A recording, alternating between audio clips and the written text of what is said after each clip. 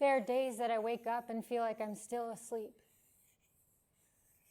I go about my life while my body thinks I'm sleepwalking, and so I'm always waiting to wake up.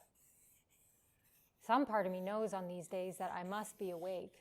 Real life is too obvious for its own good, after all. I think, therefore I am. I am awake because I feel. I feel pain. I feel hunger. I feel thirst. Right? I do. But then can't you feel those things in a dream? You can bleed in a dream.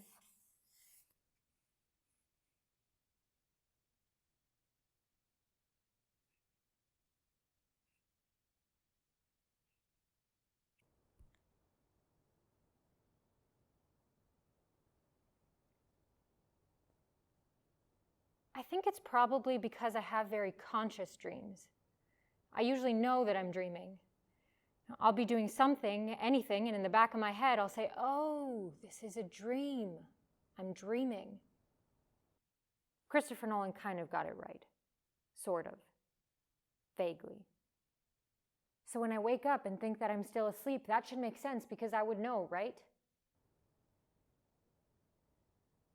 No. Nothing makes sense. That's how it works. Some things you can't do in a dream. Supposedly you can't read. Your brain thinks you're reading, but really it all looks like this. I can read in dreams though. Real words, so that doesn't really help me figure out the differences. I mean, I think I can read in dreams. Pretty sure. Almost positive. Could have made that up. I'm saying dream a lot. It's starting to sound like a fake word.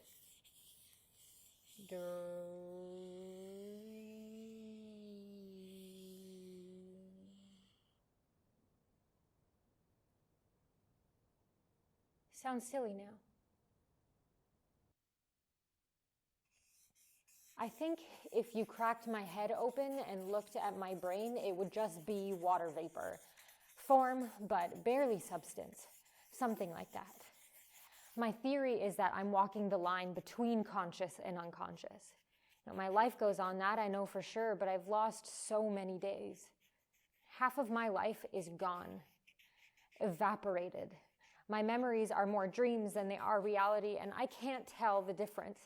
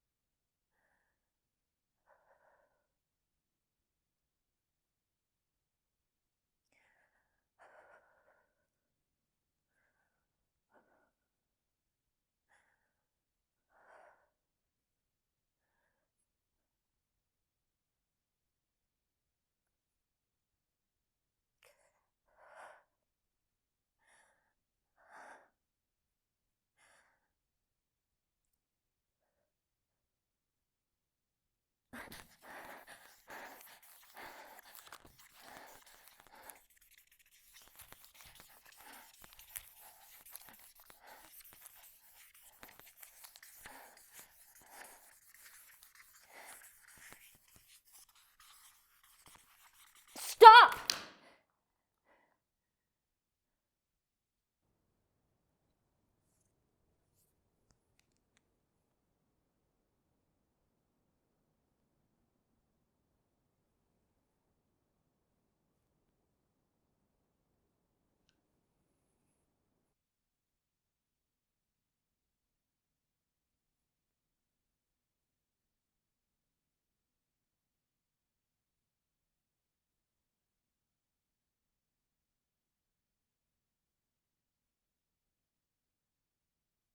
Weird.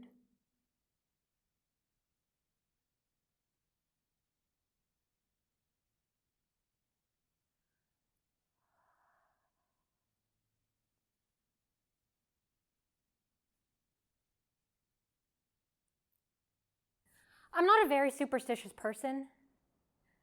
not very. But I've always been kind of quietly afraid of breaking mirrors.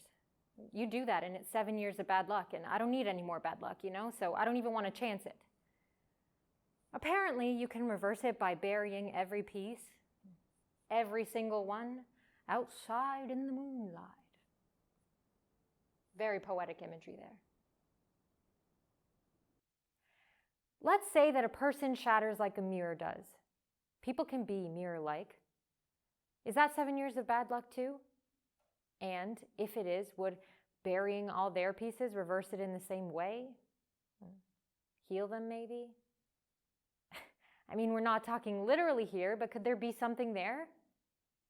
I'm not asking for myself. I'm just thinking here.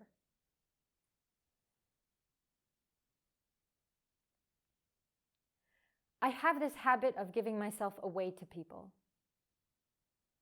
I break off pieces of me and I fill other people's cracks with them. That's what it feels like anyways.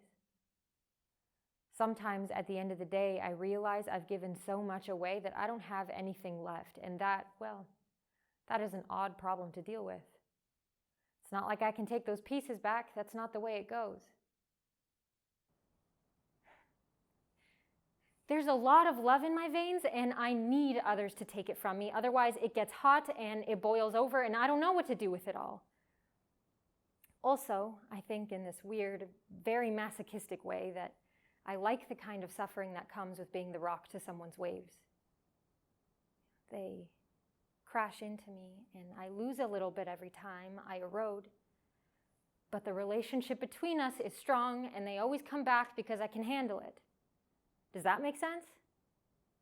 I feel like I'm not making sense. I don't like to see other people hurting. I'll open my chest and let them take shelter inside of my lungs so that they have somewhere warm and safe to recuperate. I'll breathe, "It's okay, you're okay," into them, and I'll exhale out their pain. I do what I've always wanted someone to do for me. What I wish I could do for myself.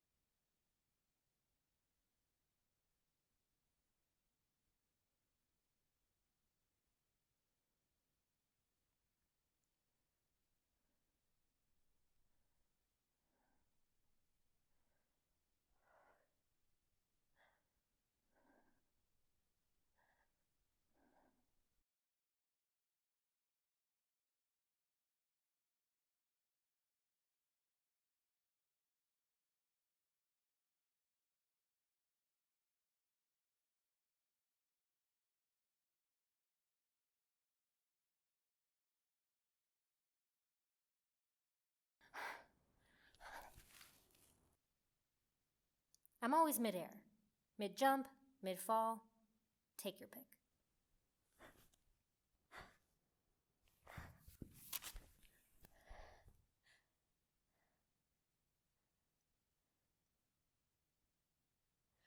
I was almost back together when you left.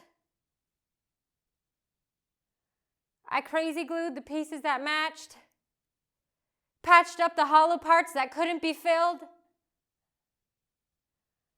I was so close. And then you were gone. And I hit the ground. And I shattered. And there were more shards than there were before. You can't tell me that's fair. It's not.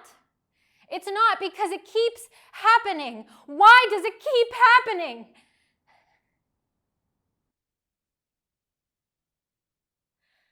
I was so close. I don't even recognize the shape I'm supposed to be anymore. Whatever I have left doesn't fit. Now I have to make it up as I go. I'm not smart enough to do that. Did you ever care? At all? Of course you did.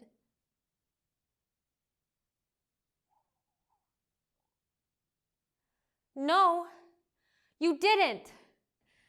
Fuck! How am I supposed to know? You left pieces of you too. I don't know if you even know that. I can't use them because they're not the right kind. So I keep them in a bag and I look at them when I need to remember that you were even here at all. I broke plates when you left. I tore up cards. Ripped pictures apart. Those pieces are in there too. I keep cutting my fingers open when I reach in and I never know whether it's on my pieces or yours. Are you ever listening for me? Do you ever think about me? No, you don't. Of course you do. I did everything wrong. I didn't do anything to deserve this. I did everything. I didn't do enough. The shape of you is punched out of my heart and I will never be able to fill it. And I'm finding it very hard not to blame you for that.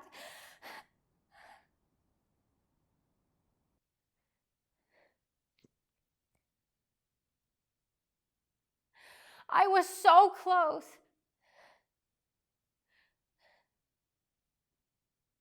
I was almost back together.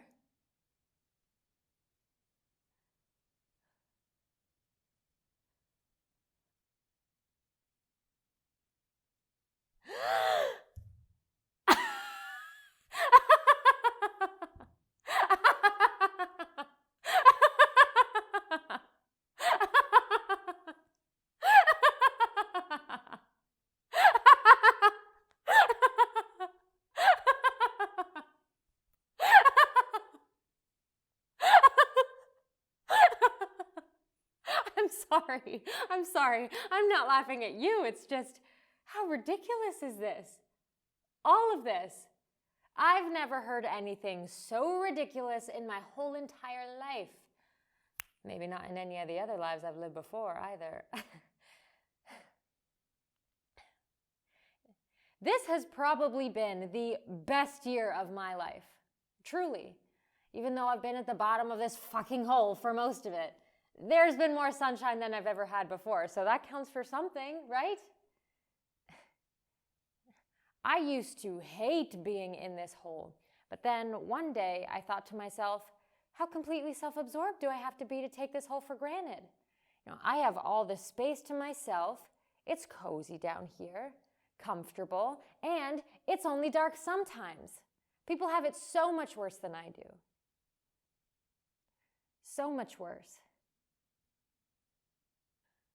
All this talk about reality and fractures and pain, why focus on the bad? I could live in the unconscious forever, an eternal lucid dream. Wouldn't that be incredible?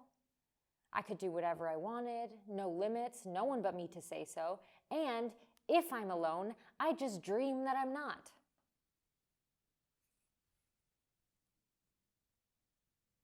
And I'm not alone.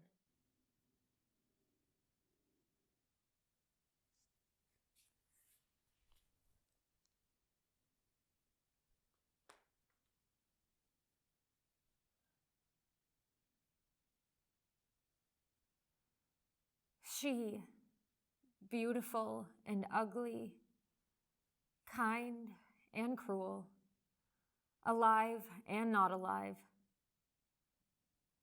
She is always here.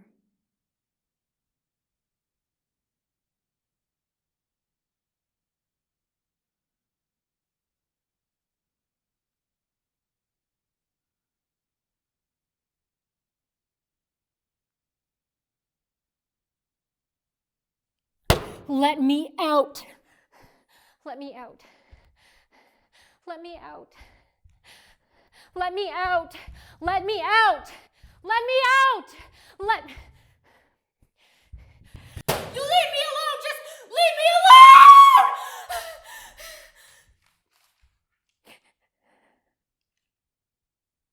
I wasn't always like this. I swear to God, I wasn't.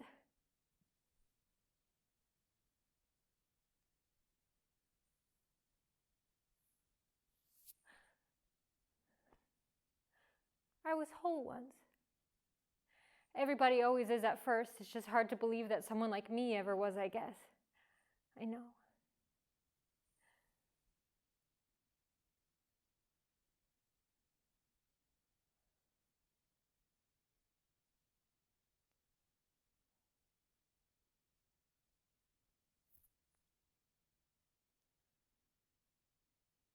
I don't want to talk about what happened. That's not the point. The point is that something happened. Something happened and everything that I am fractured, fragmented into dozens and dozens of pieces that just kept breaking over time, and it got harder and harder to keep track of them. Sometimes I broke them on purpose, sometimes I gave them away, sometimes they were taken or I lost them, sometimes I got different pieces from other people. There's a lot of variables there. But you can't reassemble something if the pieces are gone or if they're just dust, you know? So now I'm just a pile of fragments that don't fit together in the vague shape of a person, I guess. And somewhere in there is blame and regret, neither of which have a home, so they just bury themselves into whatever cracks feel deep enough.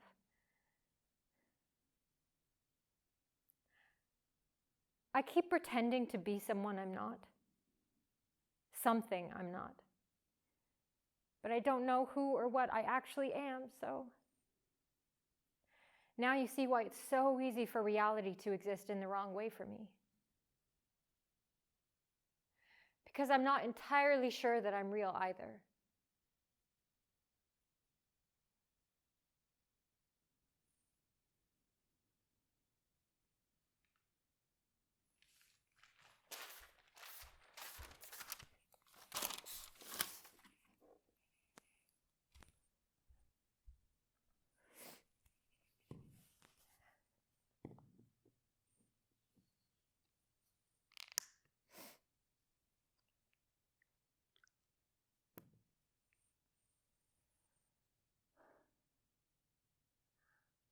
I think that all my pieces, and I mean all of them here, my own, but the ones that didn't start as mine too, the borrowed and stolen and given and forced and found, the ones that don't fit but I keep around anyways, I think they all make up a story about love. Hear me out, okay? Love stories don't have to just be romantic. It's naive to think that. If you're really paying attention, love stories can be about anything really, because love is everywhere. For me, I think it's mostly in the wrong places, but still. I am a story about the absence of love.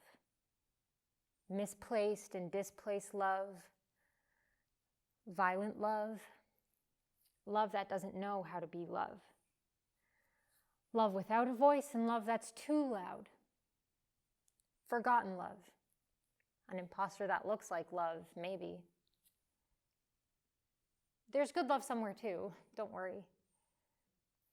Love that exists in the cracks of blinded windows and unlocked doors and chairs pulled out from tables. Quiet love, under tongues and in between teeth. Love in bodies that move or stay still. Goosebump. Soft skin love. Love that knows exactly what and where and why it is. Now I'm saying love too much. I can't stop saying love. Love like the sun, like water, like home. All these things capable of both giving life and taking it away. Like hands too. The difference always lies with someone who makes a choice. Sometimes on purpose, sometimes on accident, right or wrong, or somewhere in between, but a choice nonetheless. So I am made up of choices and of love in all its forms.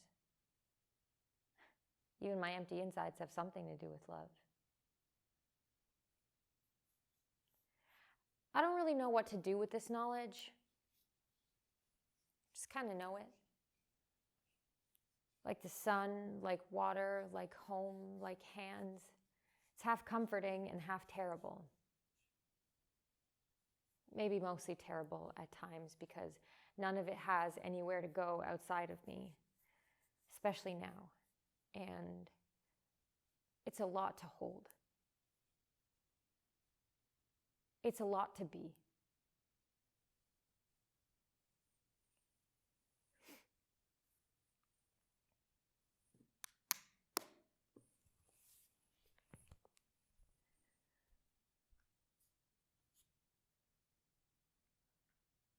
I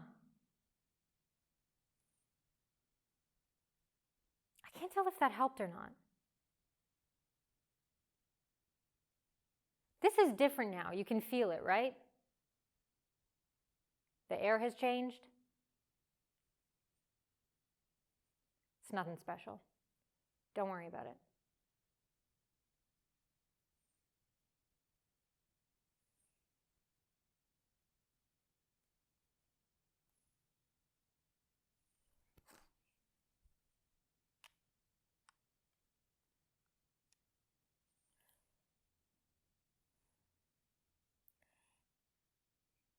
It's almost impossible to look on the outside how you feel on the inside.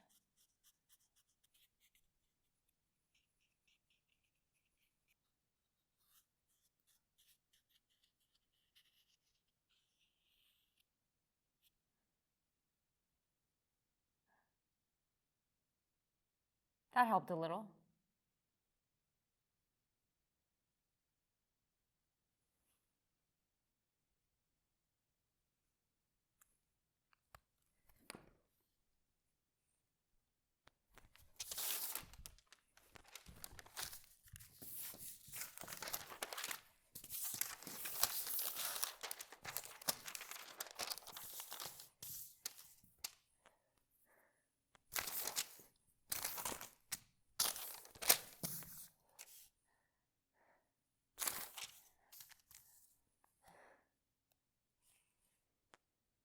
You know, it would be great if something was simple just once in my life.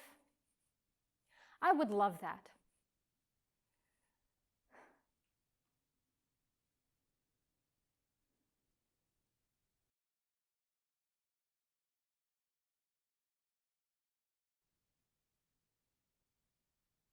Oh.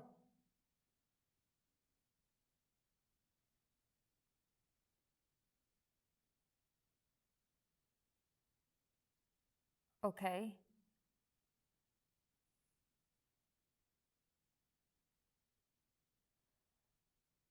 I think a lot about dying young. I don't want to, of course. That's not it.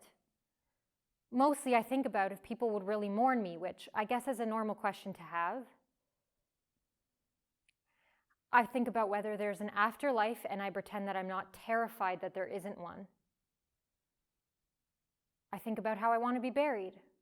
I don't like the idea of being cremated. I already spend too much time feeling like I'm burning. I think about dying before I really do anything with my life and what a waste of a life it would be. I've been in this hole for so long.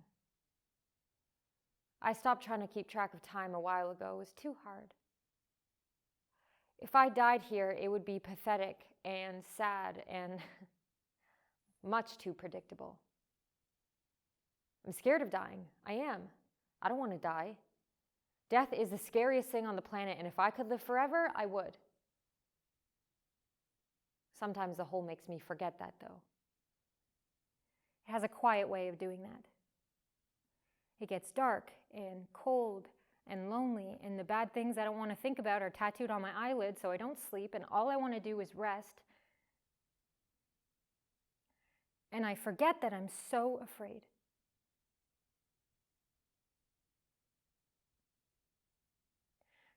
Do you know what intrusive thoughts are? Like when you're standing behind the yellow line as the subway's coming into the station and you think, what if I just walked off the edge? Or you're driving down the highway and you think, I could just yank the wheel right now. Or you get reckless going down a hill and your foot won't let up from the gas pedal and you know you have to ease on the brakes to make that turn, but for a second, you just watch that speedometer rise. Everybody has those thoughts. Don't look at me like that. I'm not crazy. I think, what if I died without any explanation? They'd do an autopsy. They'd open up my rib cage to see what was secretly rotting inside of me, and I just know they would be so surprised when they found out there was nothing in there. No heart. No lungs. No liver. No colon. No stomach or intestines. Just nothing. Someone would finally be able to see the void that has been pulsing through my core and eating me alive from the inside out, and they would finally understand why I couldn't ever breathe properly. Maybe I want to be seen like that.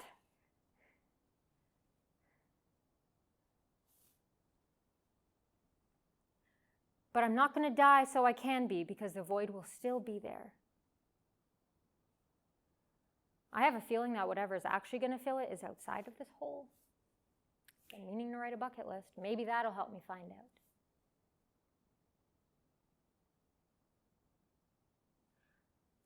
I have considered the third option. I'm not dreaming. I'm not awake. I'm in fact dead. This could be a really strange and very specifically terrible limbo, or maybe hell, or, well, anyways. It could also be that I am dead because I was sleepwalking and fell down a hole and then I died, and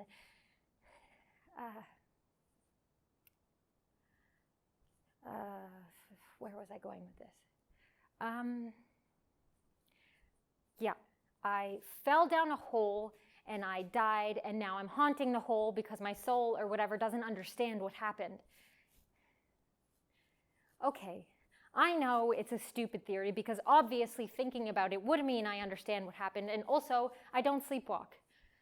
At least I don't think I do. Metaphorically, sure, but not like for real. Anyways, I'm pretty sure that I'm not dead, but I just wanted to say that. I know that maybe this hole could be a grave. I just wanted to say that.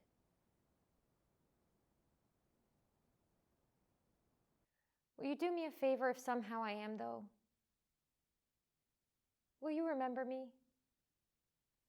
Whatever version of me you know, in whatever way you can. I just think that might be the only thing worse than dying too soon. Being forgotten. Because then I really never existed.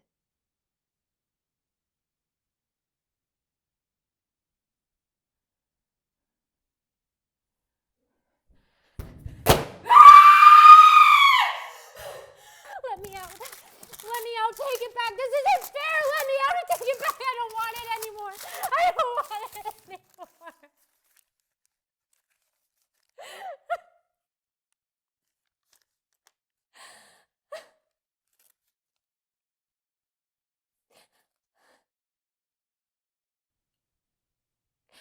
I haven't been sleeping. I'm awake until the birds start to sing and the daylight streams onto my face. The rest of the world starts its day, and I'm still living the one before. Lucid dreaming or wide awake, they're basically the same thing at this point. I wish, just for one fucking minute, that I could close my eyes and stop thinking. That's not how the brain works, though. You actually can't stop thinking. You can try, but then you're just thinking about not thinking. My cousin wrote a speech on it when she was in 7th grade. I was in 3rd grade. It's haunted me ever since. Go ahead. Try it.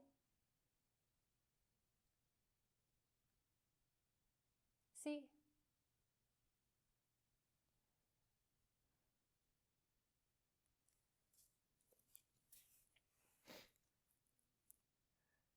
Have you ever heard the whole Bloody Mary myth?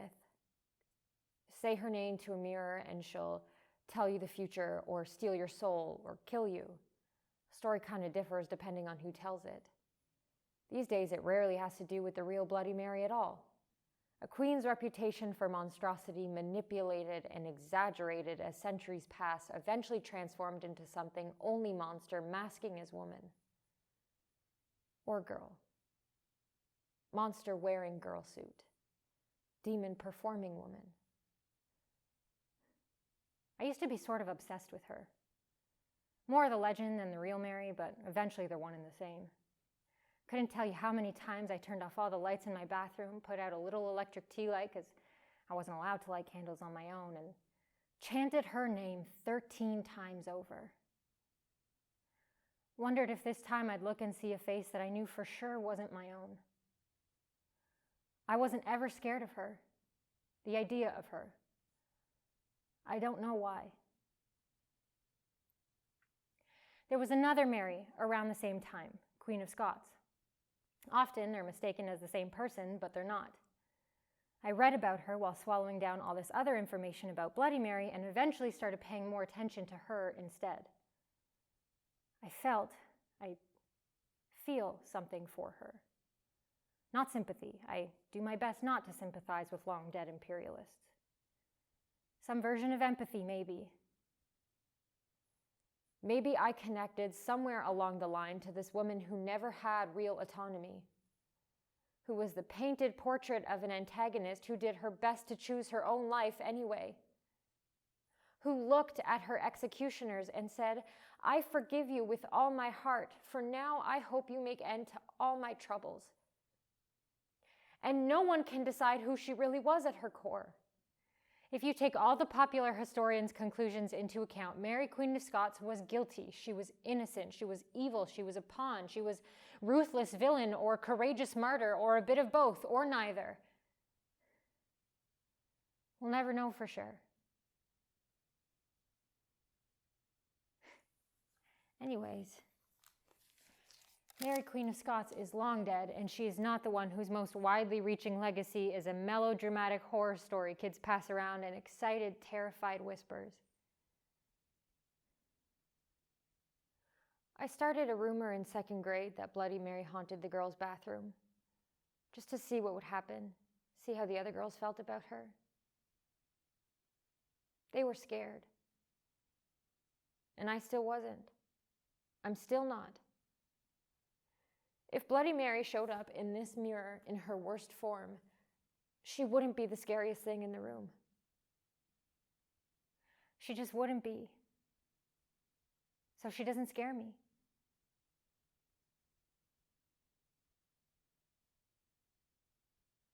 Wait, don't leave. Wait, please, don't leave. No, don't leave me with her. No, please. No.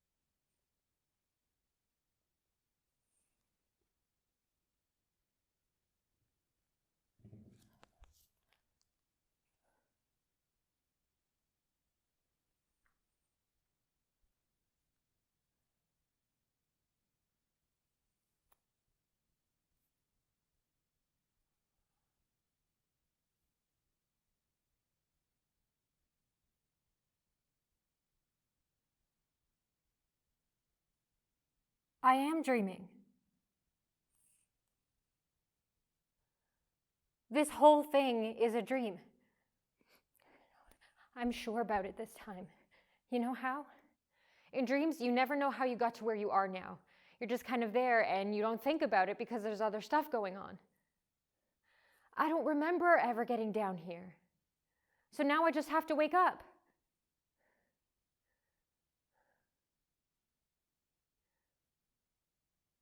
Wake up.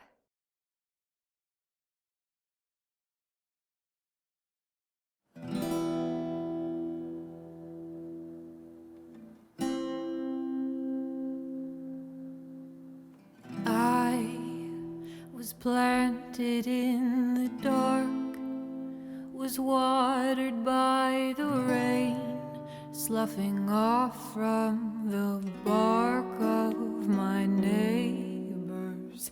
I pushed outside my shell and ate up all the dirt that would stop me from reaching the sun. Naked and trembling, I learned how it works. The tallest and biggest will always feed first. I lapped up the leavings and whispered through leaves. One day I'll grow